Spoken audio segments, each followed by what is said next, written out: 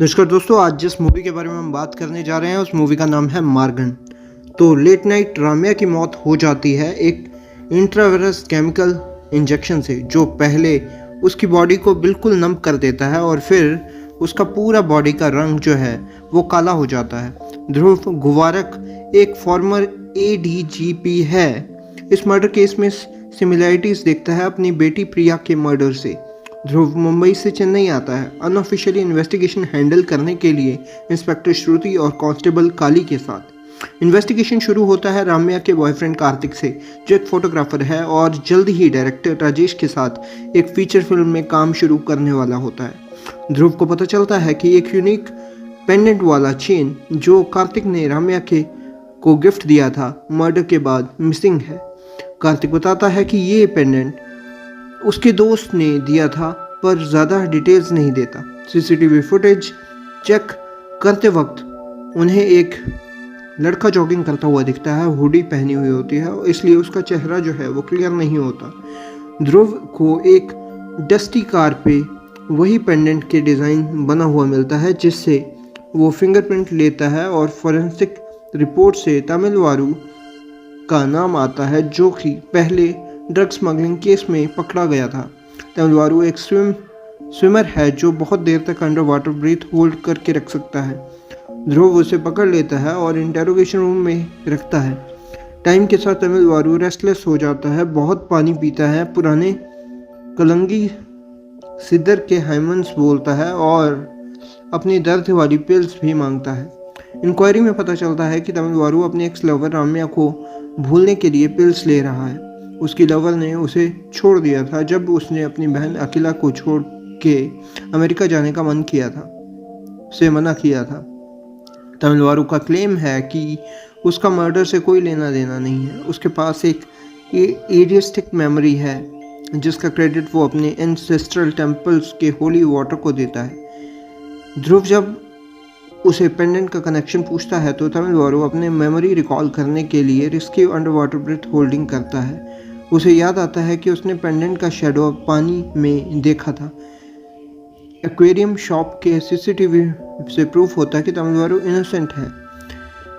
ध्रुव अपने tragic past बेटी प्रिया के मर्डर का जिक्र करके तमिलवारू को हेल्प करने के लिए कन्विंस करता है। तमिलवारू फिर अपनी मेमोरी रिवाइंड करके एक जगह को कोविलम का जिक्र करता है, पर एक ऑल की आवाज़ से वो किलर का फेस क्लियरली नहीं देख पाता।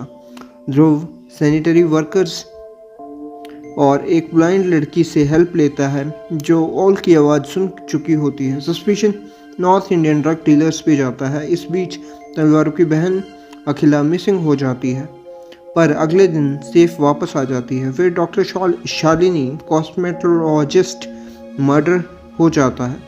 तमिलवारू रिस्क लेकर बिना safety under water memory recall करता है, फेंट हो जाता है, पर रिकवर करके स्विमिंग कंपटीशन भी जीत लेता है। उसको याद आता है कि एक लड़की का चेहरा वेनिला जो नेक्स्ट टारगेट हो सकती है।